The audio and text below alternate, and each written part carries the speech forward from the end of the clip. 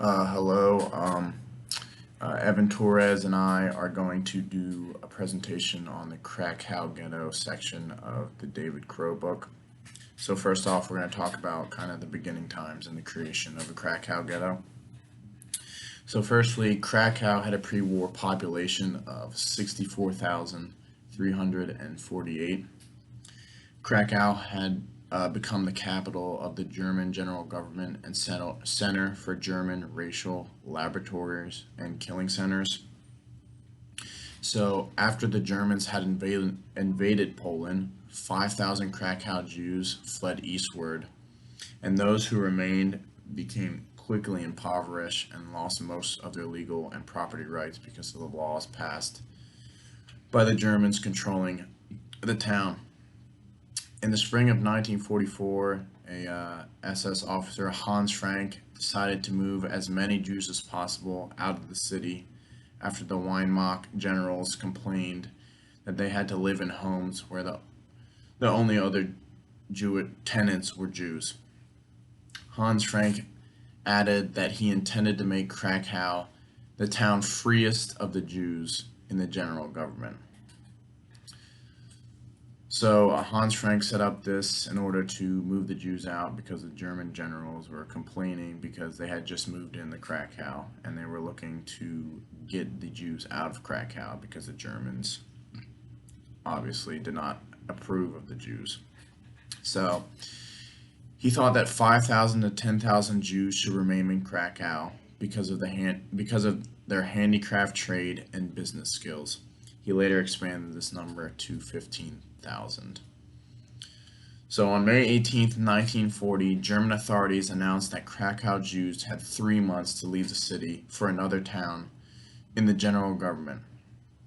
Those who chose to leave by August 15, 1940 could choose their new place of settlement and take all their personal possessions with them.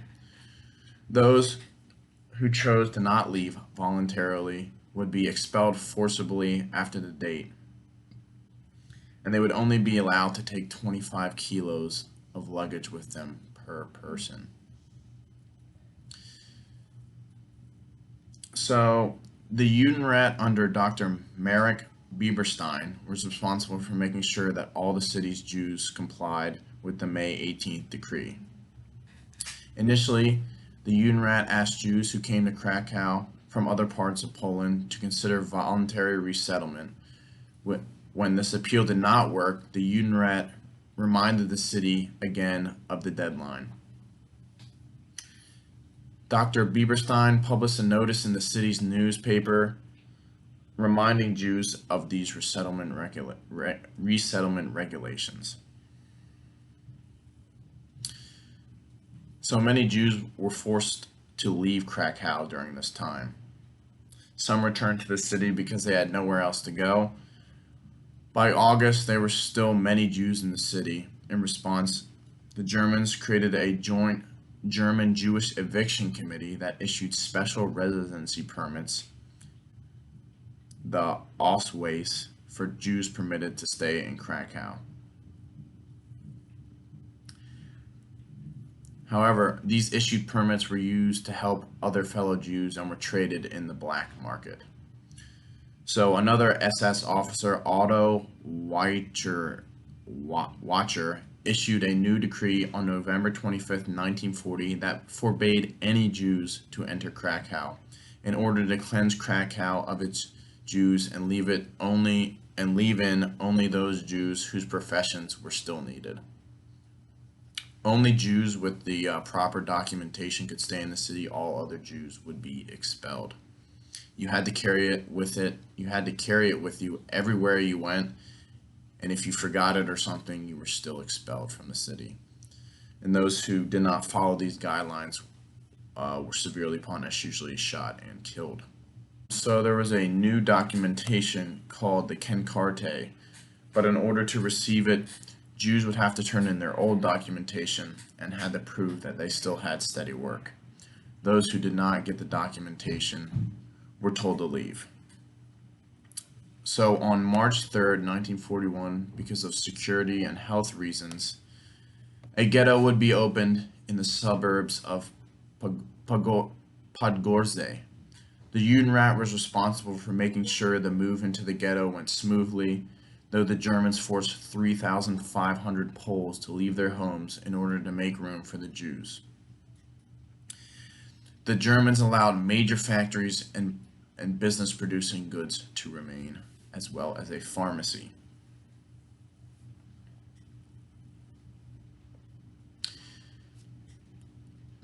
What was once a normal, rundown suburb of Krakow now became a crowded Jewish ghetto filled with disease and hunger, and was a constant threat to the Jewish life. In order to reach that ghetto, Germans forced the Jews to walk or take trains to reach the ghetto. There were German guards anywhere, and they were constantly checking forms of identification. If you did not have identification, you were told to leave and you were exiled. The forced move into the ghetto came just before one of Judaism's most important religious festivals, the Passover. In fact, the Germans often chose moves like this around special Jewish religious festivals, such as Passover, to catch their victims off guard and to kind of degrade the Jewish people. Okay, so now we're going to transition and talk about rule, life, and work in the Krakow ghetto for the Jewish residents there, kind of paint a picture of what it was like being in there. So, starting with the rule, more specifically about what kind of power structures were there, looking over the Jewish citizens. So, there were members of the Polish police there, and Polish blue police guarded the three entrances into the ghetto. The Polish police usually had authority over the OD, which is the Jewish security police in Krakow. The offices of the Judenrat and the German police were near the main entrance of the square, and only Jewish workers with the issued passport by the labor office would be able to work outside the ghetto. People would leave for their jobs as forced laborers through the main square gate and return in the evening to the gate at Plaxkody. The population in the Krakow ghetto was frequently changing. After the ghetto opened in the spring of 1941, the Germans would ship Jewish people there from surrounding villages and cities where they couldn't keep them any longer, and they would force them into an even more crowded ghetto. And they would also go through periods of mass deportations. For example, one time in the fall, authorities deported over 2,000 Jewish people for not having proper identification. So the population was frequently changing, either going up or going down, depending on whether or not they were putting more people in or if they were deporting people for not having the proper identification with them. So the Germans would plan these deportations, but it would be the OD or the Jewish security police in Krakow that would carry them out and gather the Jewish people there for the transports and for expulsion. So in Krakow, the OD candidates usually had to have completed some sort of military service to meet certain, to be even considered, and they also had to meet certain weight and height requirements, and as well as have an unblemished or perfect, impeccable record prior to this for them to be nominated as a candidate for this position in the Jewish security police. So, however, the Judenrat was to have the final say over the appointment of OD members, but of course, German opinion and German idealism about it and who they wanted reigned supreme. So, the Krakow ghetto had two divisions of this secret Jewish security police, the OD. They had the civil division and the uniform regular ODs. Members of the civil division wore neckties and blue coats, and the regular ODs wore coats buttoned to the neck, and both members of the OD wore armbands on the right sleeve with OD written on it in Hebrew. So the Gestapo had direct contact with members of the civil division, but members of the regular division received their orders from the Judenrat.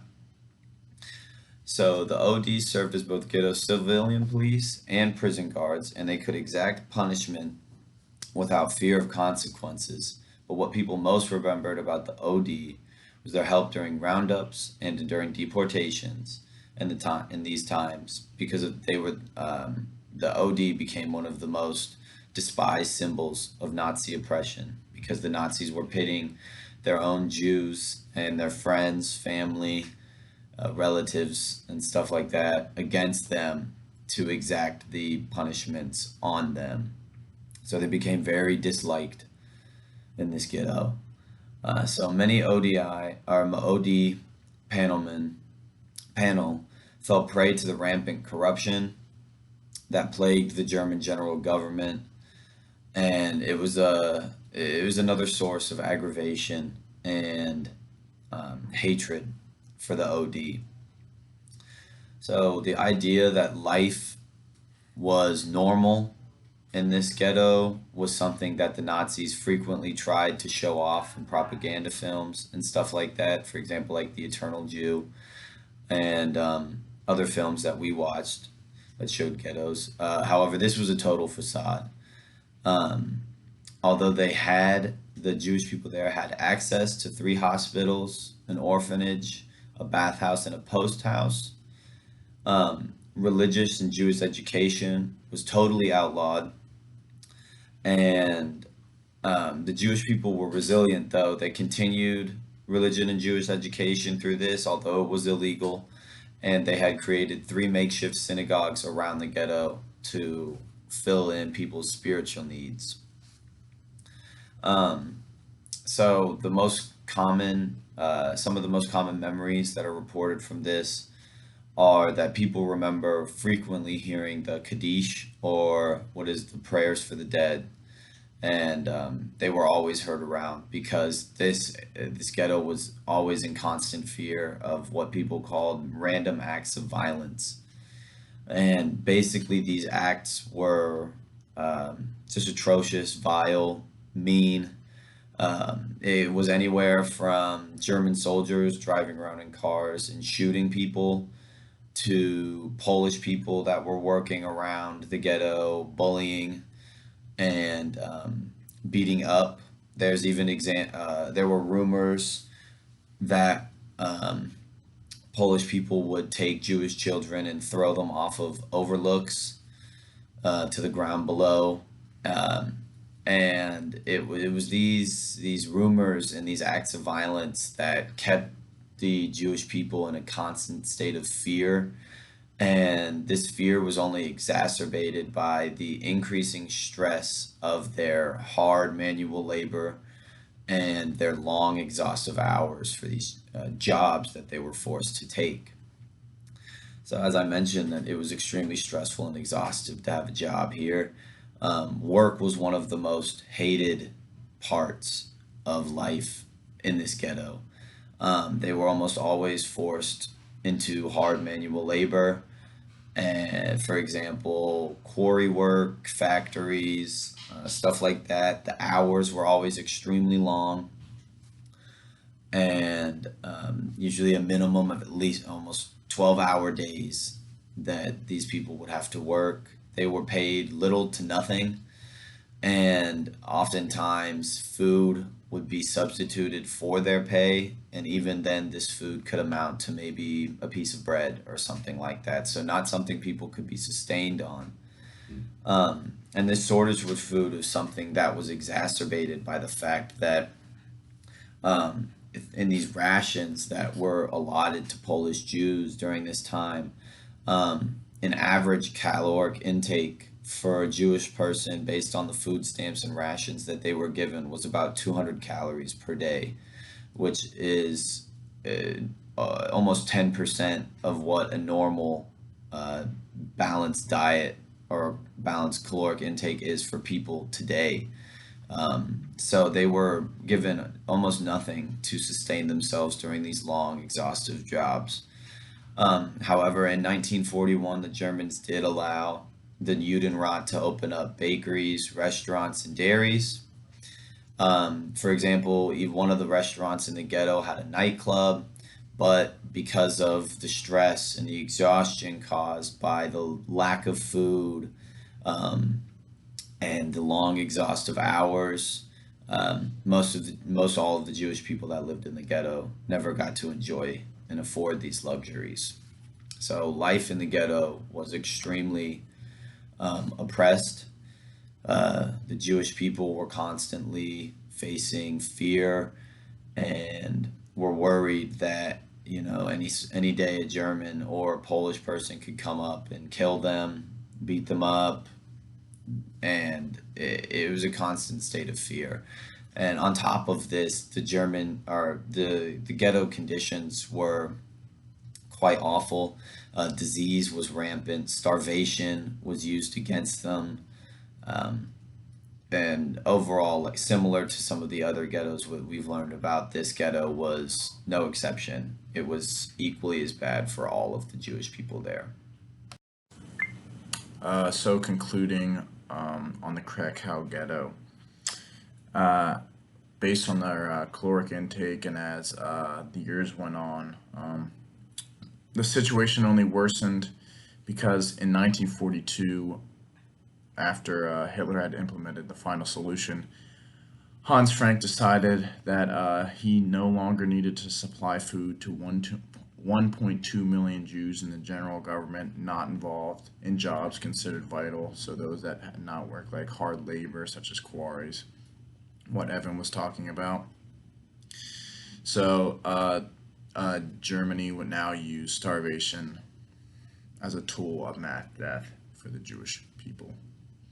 And that is all, and that is our presentation on the Krakow ghetto.